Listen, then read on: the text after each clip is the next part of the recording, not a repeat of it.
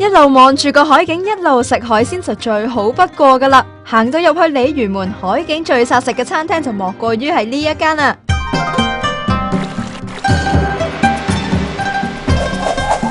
呢度冇花冇假，三面環海，每晚都起碼會有10艘郵輪經過，既熱鬧又 relax， 同時遠啲呢又可以望到太古城同九龍灣，港島同九龍好似連成一線咁，真係風景如畫啊！